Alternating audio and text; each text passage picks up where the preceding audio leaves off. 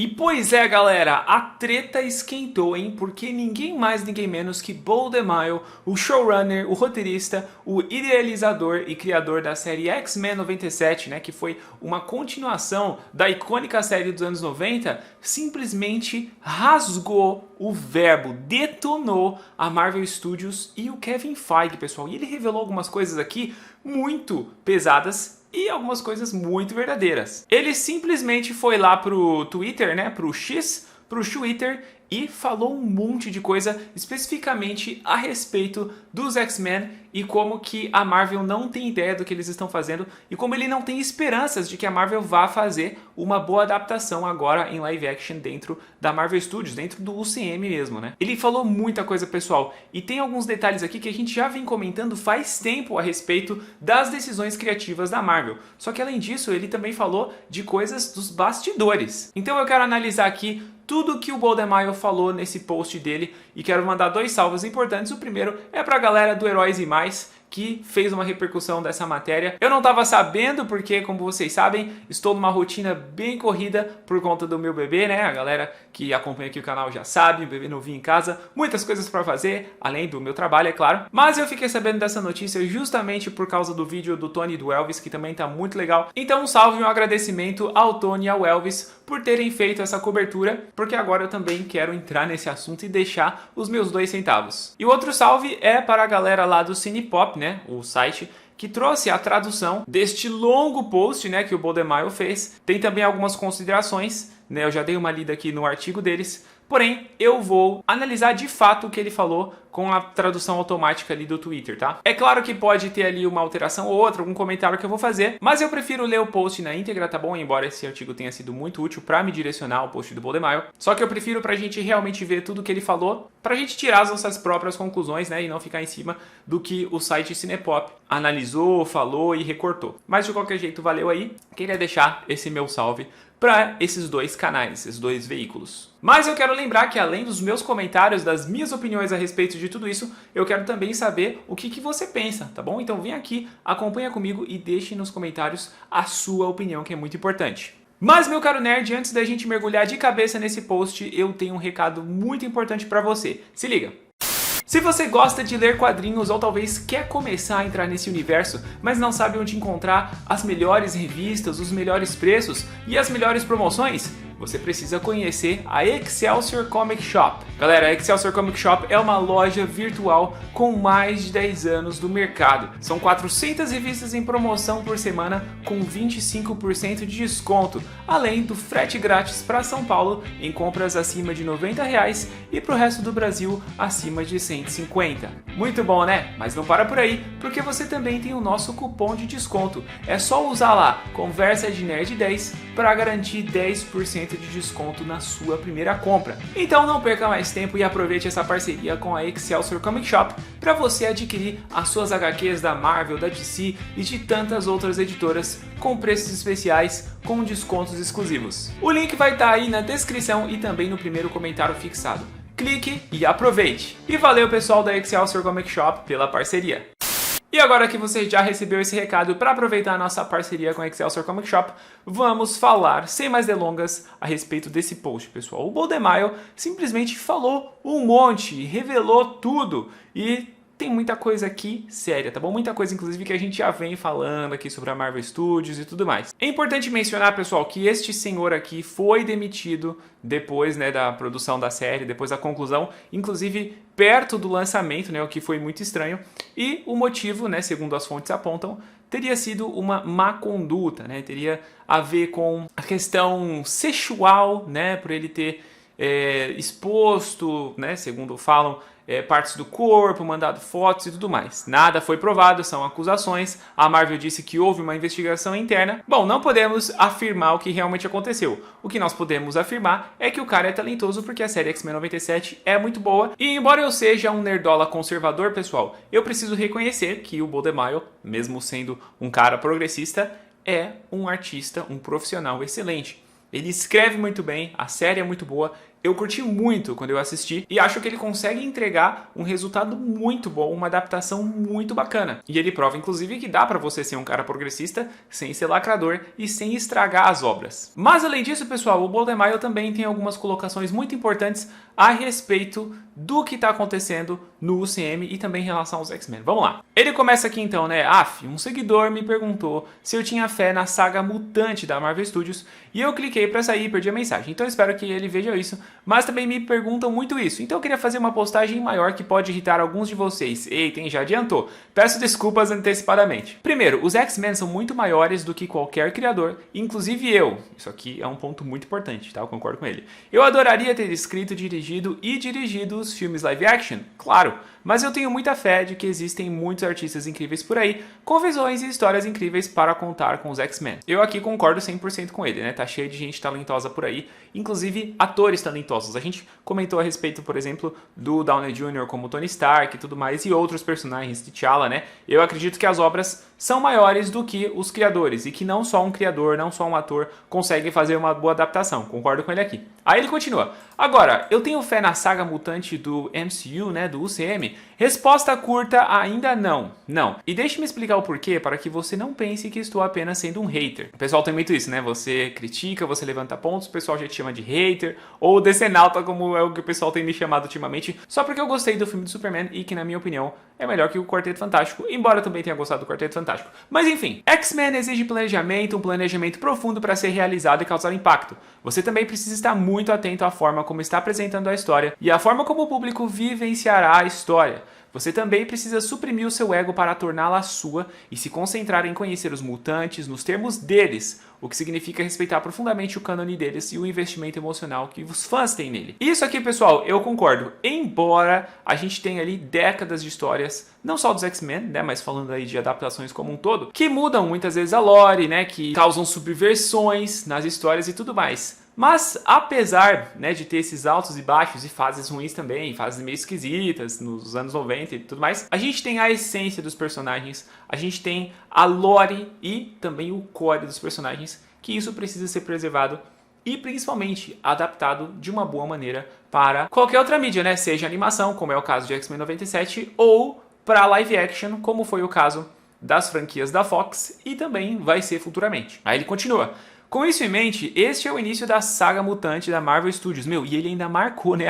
@Marvel Studios. Ou seja, leiam aqui, meus caros, o que eu estou falando. Eu quero que vocês vejam a minha opinião. Eu quero que vocês vejam as minhas afirmações fortes. O Bold and Mile tem coragem, hein? E aí, pessoal, ele fala de Miss Marvel, galera. Isso aqui tem que ter coragem também, porque a gente sabe como que é toda essa questão, né? A Marvel apostou na diversidade forçada, trouxe a Miss Marvel e estragou, porque a personagem é bem melhor nos quadrinhos. Mas em nome da diversidade, né, eles tiveram toda aquela história que a gente já tá cansado de saber, muita gente desqualificada e muitas produções fora de controle, foi aquela bagunça. Talvez se o momento fosse outro, o Bold and Mile não falaria essas coisas? Talvez sim. Ele inclusive já falou dessas questões, né, de que os personagens não podem representar a sua opinião política em outra ocasião. Mas de qualquer jeito, que bom que ele tá falando isso aqui também. E de novo, né, pessoal, aqui não é uma crítica pra tacar na fogueira o Kevin Feige e também os responsáveis. A ideia, na verdade, é que eles repensem e comecem a fazer conteúdos bons novamente. Porque a gente gosta dos personagens, como dá pra ver aqui, né? Mas ele continua aqui, ó, uma retcon e uma provocação musical na Miss Marvel. Caso você não se lembre, lá no final da série Miss Marvel, no último episódio, o amigo dela, Bruno, disse que estava investigando as origens dos poderes da Kamala e ele disse que encontrou uma mutação.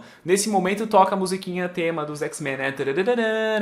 É disso que o Bold and Mile tá falando aqui, tá? Enfim, uma retcon e uma provocação musical em Miss Marvel que a faz parecer uma mutante. Literalmente, nossa primeira introdução aos X-Men no UCM não é uma das décadas de mutantes, mas uma retcon que Kevin Feige impôs à franquia para torná-la sua e superar a interpretação do MCU. E é uma provocação e uma retcon que ainda não deram resultado. Exatamente, né? Teve essa introdução ali de que a Kamala Khan era uma mutante, só que até agora isso não se pagou. Porque até agora, simplesmente, a Marvel não conseguiu investir nos X-Men. Tem toda a saga do multiverso que precisa se concluir. Um monte de problema também para trazer um final, né? E uma convergência dos eventos, e ainda estão trabalhando com os X-Men de outro universo, então realmente ainda não deram resultado, ainda não se pagou essa introduçãozinha mequetrefe que eles fizeram. E realmente, né, a primeira vez que a gente tem alguma coisa de X-Men no universo compartilhado da Marvel nos cinemas é em Miss Marvel. Pô, galera, que fase, né? Eu sei que os quadrinhos também deram essa guinada, fizeram a mesma coisa com a personagem e tudo mais, mas os quadrinhos já estão em outra fase, né? O UCM nunca teve mutantes. É sério que eles acharam que esse era o melhor jeito? É o que a gente fala, pessoal, querer colocar a diversidade forçada acima da qualidade do roteiro da história. Mas continuando, em relação ao que foi falado acima, por décadas os fãs de X-Men esperaram que mutantes adolescentes como Jubileu e Kitty Pryde recebessem sua devida justiça no cinema. As duas nunca tiveram, né, uma adaptação muito boa. Kevin sabe disso, mas assim como a Fox nos enfiou uma vampira adolescente, aqui tá escrito recontada, mas é no sentido de retcon, né, ou seja, mudada, repaginada, Kevin e a Marvel estão chocados com a Kang goela abaixo quando os mutantes muito mais interessantes fariam isso. É um ferre-se para os fãs, e tendo convivido com esses caras, é tudo egoísmo. Olha isso, galera. Ele está afirmando que o Kevin Feige faz isso apenas por egoísmo, que ele desrespeita os quadrinhos e quer fazer uma coisa ali que não tem nada a ver, ao invés de usar, né, mutantes clássicos, e enfiar a goela abaixo a Miss Marvel apenas por egoísmo. E ele fala, eu convivi com esses caras. Não falei que eram afirmações fortes? Até mesmo ter uma Jubileu recém-escalada aparecendo no final de Miss Marvel para recrutá-la teria sido melhor do que o rótulo instantaneamente esquecível que recebemos. Na verdade, eu acho que nem precisava de nada de X-Men em Miss Marvel. Na verdade, Miss Marvel nem precisava ter acontecido para começo de conversa. Uma estranha aparição nostálgica do Professor Xavier, né, do Professor X, em Doutor Estranho 2, que usou a série animada de novo, né, a musiquinha de fundo. Eu admito que eu vibrei no cinema, achei legal. Mas enfim, onde Kevin achou que seria legal e original ver o reverenciado líder visionário ativista de todo o clã dos X-Men ser brutalmente assassinado de novo. Isso aqui também é uma coisa que gerou polêmica, né, pessoal? Eles trazem o Patrick Stewart bem velhinho, mais uma vez, para aparecer, para matar o personagem dele. Talvez seja justamente por esse motivo que o Kevin Feige quis trazer ele mais uma vez agora em Vingadores Doomsday, para agora sim dar uma última participação, para fazer essa homenagem sem que o personagem morra, né? Ou será que eles vão matar mais uma vez o Professor Xavier? Pois agora eu fiquei preocupado, hein? Em seguida, a Monica Rambeau de alguma forma se vê transportada de volta para encontrar o Fera do pior filme dos X-Men já feito. Aqui ele tá referenciando o X-Men, o confronto final, né? Que realmente é o pior. Mas eu acho que ele também sofre um hate desnecessário. Eu não acho que ele é tão ruim assim. Comparando com os outros da trilogia, né? Realmente é o mais fraco. Mas, na minha opinião, o Kelsey Grammer manda bem, tá? Ele entrega um bom personagem. O roteiro não é culpa do ator, lembrem-se disso. Mas isso aqui que ele fala é verdade, né? De alguma forma, né, a Monica Rambeau foi transportada. Porque é realmente isso que acontece, né, galera? Tem aqui uma fenda interdimensional e ela passou, agora ela tá nos universos X-Men. Putz, que preguiça, né? Preguiça aqui de fazer uma história boa, né? De simplesmente enfiar alguma coisa nessa história que poderia dar algum tipo de relevância para o arco de The Marvels, que foi simplesmente ridículo. E é importante mencionar, feito às pressas, né? Adicione que esses dois personagens não têm nenhuma história ou ironia por terem se conhecido da mesma forma que, digamos, Nick Fury vindo encontrar Tony Stark na fase 1. Realmente, não é um negócio completamente jogado, como eu tava falando.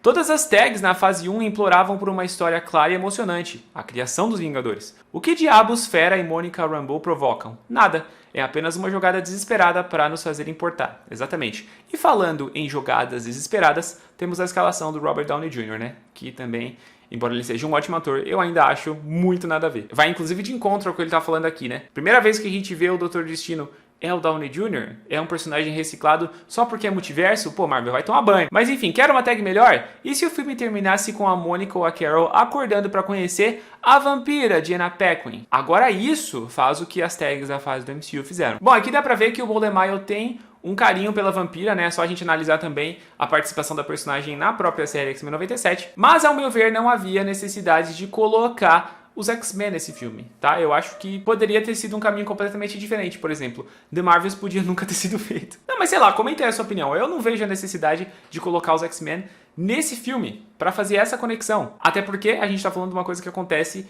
na cena pós-créditos, né? Não é nenhum evento que realmente é importante para a história daquele filme. Mas enfim, comenta aí o que você acha. As repetições do Wolverine e do Deadpool da franquia da Fox, com as quais o MCU e o Kevin não tiveram nada a ver, exatamente, né? Nunca houve essa conexão, para contar uma história de bajulação dos fãs com listas de desejos do Reddit que pareciam dizer adeus ao universo Fox. Exatamente, né, pessoal? E é o que eu falo, não só o Wolverine e o Deadpool, mas também o Homem-Aranha No Way Home. Se você tirar o fanservice, né, como ele acabou de falar aqui, né, uma lista de desejos no Reddit, né, a galera fica lá falando o que eles acham que deveria acontecer e tudo mais. Tirando isso, pessoal, os filmes são fracos, as histórias são bem ruins, com um ponto ou outro que eles acertam. Mas, no geral, os filmes são realmente uma bagunça, porque eles queriam colocar o multiverso e um fanservice forçado. Eu me diverti? Sim. Paguei ingresso? Sim. No caso de Homem-Aranha No Home, assisti 2 vezes ainda. Mas a gente tem que admitir, é uma coisa forçada. Pelo menos a maneira como eles fizeram isso, né? Eu nunca vou aceitar e nunca vou superar o fato de que Ned Leeds foi o responsável por abrir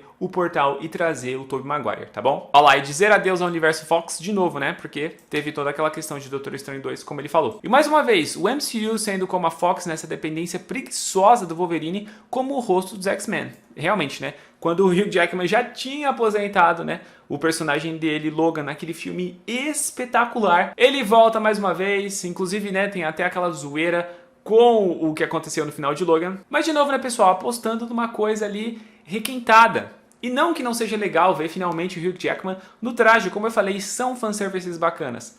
Mas quando você pensa no cenário que tá por trás de tudo isso, é realmente algo triste, né? Mas enfim, uma trama artificial de MacGuffin sobre Adamantium em Capitão América Admirável Mundo Novo, que não deu em nada, e levanta questões sobre a linha do tempo, onde eu acho que a senhorita Marvel era uma mutante antes de Wolverine entrar na Arma X. Realmente, né, pessoal, isso aqui dá um problemão, porque só em Capitão América Admirável Mundo Novo que a gente teve essa questão do Adamantium. Então, oficialmente, a primeira mutante do UCM é a Miss Marvel. Claro que nós temos aí o reboot chegando, né? Inclusive, lembro mais uma vez, nós temos aqui um vídeo muito legal, eu com o Mago Morgado e Luca Gonçalves, comentando sobre o que a Marvel pode fazer. Mas oficialmente, pelo menos por enquanto, a não ser que esse reset organize as coisas de uma maneira melhor, essa é a ordem dos eventos, né? Primeiro, Kamala Khan descobrindo que é uma mutante, e depois vem a introdução dos X-Men e do próprio Wolverine Arma X. Por fim, todos os personagens da Fox que pensávamos que estavam mortos estão sendo trazidos à tona mais uma vez, né? Vingadores Doomsday já confirmou isso aí, Noturno, enfim, o Ciclope, a galera toda. Por quê? Para criar interesse, ele diz aqui, ó, um interesse artificial e distrair Kevin Feige e Marvel Studios de uma década de fracassos frequentes. Exatamente, né? É uma medida desesperada, é uma busca por fanservice, porque eles realmente não estão conseguindo contar um arco tão bem como eles fizeram lá nas fases 1, 2 e 3. E aí, até aqui você concorda ou não? Quero saber a sua opinião, hein? Escreva aí embaixo que eu quero saber o que você pensa. Mas o Boldemaier continua, ele fez mais algumas considerações, vem comigo que também é legal. Tipo, eu não quero ser um hater, mas quem olha pra isso e diz que esse é o cuidado, o respeito e a seriedade que os personagens dos X-Men merecem? Que diabos? Quem olha pra isso e diz que essa é uma liderança competente de um estúdio que não é nada alarmante? Dá pra ver que ele tem muito ressentimento e muita crítica ao Kevin Feige. Mas muita coisa que ele pontuou aqui, pessoal, é verdadeira. A gente não tem esse contato pessoal com o Kevin Feige, mas baseando-nos, né, nas escolhas criativas dos últimos anos, a gente pode ver que o Kevin Feige errou demais. Parece, né, segundo aquela última entrevista que ele deu na semana de lançamento de Quarteto Fantástico e também logo depois do lançamento do Superman, que ele está tentando corrigir a rota. Vamos ver se é isso mesmo. E ele disse aqui, Kevin está introduzindo novos conceitos como Adamantium e a mutante Miss Marvel, enquanto simultaneamente recicla personagens antigos da Fox, antes de nos dizer que eles vão reiniciar tudo de qualquer maneira? Tipo, que porcaria é essa? Em seguida, vamos falar sobre como Kevin, Nate e a Marvel falam sobre a única coisa que saiu da Marvel que foi universalmente amada? Ah, é verdade. Não. Aliás, Kevin e seu aclamado Parlamento da Marvel nem sequer comparecem à estreia de X-Men 97. Isso aqui foi chato, né, pessoal? Um dos membros da equipe estava no elevador com o Lou, aqui eu acredito que é o Louis Esposito, que é um dos produtores executivos de vários filmes da Marvel, no dia da estreia, e mencionou o assunto. E Lou não tinha a mínima ideia do que ele estava falando. E aqui o Boldemaier, claro, né, tá puxando o sardinha pro lado dele, mas ele tá mostrando um claro descaso com uma obra que, vamos combinar, né, pessoal? É uma ótima adaptação de quadrinhos e muito melhor do que muitos filmes que a gente viu por aí. Claro que é outra mídia, uma animação, mas mesmo assim, né? Faz um melhor trabalho em adaptar os personagens. Percebeu também como todo mundo na Marvel fala sobre Deadpool e Wolverine colocando os X-Men de volta no Zeitgeist moderno? Desculpe, isso foi X-Men 97 e até Ryan Reynolds reconheceu. Infelizmente, Kevin Feige e seus bajuladores odiaram que o que eu alcancei com meu time estivesse recebendo todos os elogios que recebeu. E aqui ele tá falando de novo, né? Porque teve essa demissão. O Boldemaier, ele nega, ele critica, mas tem essas acusações, esses rumores. Bom, independente do que aconteceu, a obra X-Men 97 é muito boa, porém a gente percebe uma clara rejeição à figura do Boldemaier. E agora sobre essa questão da animação X-Men 97 ter trazido de volta, né, os X-Men para os holofotes e que Deadpool e Wolverine, o filme, né, acabou se favorecendo disso, isso aqui dá pra debater, tá bom? Porque os X-Men sempre estiveram no imaginário popular. E vamos lembrar que a série, embora seja sim muito boa, ela ainda é uma produção bem nichada, é uma coisa bem de fã mesmo. Mas enfim, comentem o que vocês acham. E antes que pensem que estou sendo egoísta, destaco o seguinte: sobre minha liderança e visão, minha equipe e eu criamos um projeto que repercutiu no público-alvo do MCU de uma forma que Kevin Feige e seu parlamento não conseguiram fazer em mais de uma década. E aqui ele tá falando, né? O Kevin Feige centraliza tudo no grupinho dele,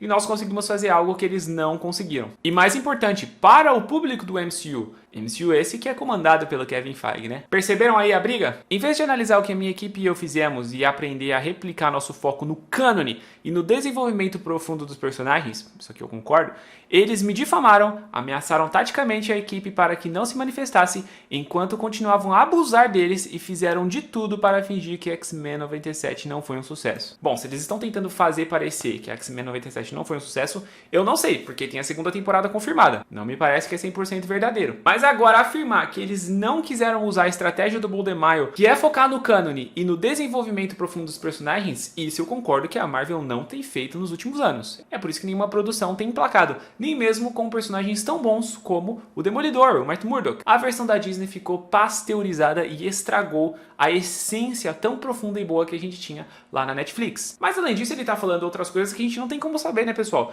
Que ele foi difamado, ameaçado, e inclusive que a equipe foi abusada. Tudo por uma questão de ego, porque essa produção, né, é fruto do trabalho do Boldemaio, né, X-Men 97. Muito forte, hein, pessoal? Mas a gente sabe como que são as coisas nos bastidores, né? Lembre-se, um executivo de alto escalão da Marvel me disse no ano passado que Kevin Feige se ressentia do meu trabalho e da série porque fãs como você estavam usando isso como um referendo sobre o fracasso do MCU de Kevin. Isso aqui com certeza deve mexer com o ego, né? Vários artistas da série me disseram que queriam postar ou incluir sinopses me elogiando pela minha liderança, visão e por tudo que eu investi na série, apenas para a Marvel censurá-los ou repreendê-los. Olha isso, pessoal. Mas eu fico pensando, será que o Kevin Feige e, enfim, os chefões da Marvel demitiram o cara só por causa de ego? Será que você também não errou, Boldemaio?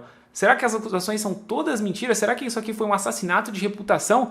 Pô, que situação difícil, né? Até porque um cara talentoso como esse, né, começou até inclusive a trabalhar no amaldiçoado roteiro de Blade. Era um cara que poderia acrescentar demais a outras produções, em outras histórias, né? Lembre-se, Jake Castorena foi literalmente interrompido pela Marvel em uma entrevista com a IGN por me dar muito crédito como showrunner. Olha isso. Além disso, a IGN concordou, jornalistas respeitados que são. Tudo isso é ego, e os X-Men não têm espaço para ego. O legado deles e o investimento que muitos de nós fizemos nele é a prioridade, não deixar sua marca. De novo, né? Eles são maiores do que todas essas briguinhas, do que todas essas decisões de executivos engravatados. E também muito maior do que pautas políticas, é importante mencionar isso, tá? E aqui, pessoal, embora tenha coisas aqui que a gente não possa confirmar, até aqui a gente vê que o Boldemaio tem um carinho e um interesse e um conhecimento muito profundo a respeito dos X-Men. Ainda não vi nada de Kevin e da Marvel que mostre que eles respeitam o quanto os fãs investiram nesses personagens. Agora, isso vai mudar? Espero que sim. Aí, ó, ele sinaliza que quer, né? Que realmente as coisas mudem, justamente por causa do amor que ele tem para com os personagens, né? Ele quer ver esses personagens bem adaptados, e para isso, o pessoal que tá na chefia precisa mudar. Como eu disse, não tenho fé ainda, mas minha opinião pode mudar, não por relações públicas, escalação de dublês ou nostalgia, mas por alguém realmente dando uma entrevista na Marvel sobre os X-Men, onde eu ouço essa pessoa falando sobre a história real. Dito isso, termino com isto. Durante a fase 1, o Hall H da Marvel e os comunicados de imprensa foram muito emocionantes, porque falavam sobre quadrinhos, os temas e as histórias. Falavam sobre os fãs e sobre fazer o que era certo por eles e pelos quadrinhos. E isso aqui é verdade, né, pessoal? Inclusive, entre erros e acertos, o UCM conseguiu popularizar personagens que antes eram apenas conhecidos dos nerds, né? Era muito nichado e virou mainstream, Homem de Ferro, Capitão América, enfim, os Vingadores como um todo. Agora, os painéis e notícias do Hall H, aqui ele está se referindo àquele grande evento, né, de anúncios da Comic Con San Diego, são apenas Kevin Feige ou um de seus lacaios falando sobre a mais nova celebridade de primeira linha que receberá um pagamento de 8 dígitos para fazer cosplay de um herói da Marvel. E aqui ele está falando especificamente do Robert Downey Jr., né? Embora não tenha sido diferente também com o Hugh Jackman, é claro. Não há nenhuma conversa sobre os heróis, personagens ou a história em si, porque Kevin e sua ninhada estão apenas fazendo coisinhas com as estrelas nesse momento, esperando que isso gere dinheiro nas bilheterias. É triste, e esses personagens merecem ser tratados como algo mais do que um trampolim de relações públicas para o estrelato e as carreiras de Kevin e seus amigos famosos. Putz, hein? Boldemaio falou e eu falei também, esse vídeo acabou ficando longo, mas eu queria trazer essa discussão para vocês. Então comenta aí embaixo, pessoal, você acha que ele está exagerando?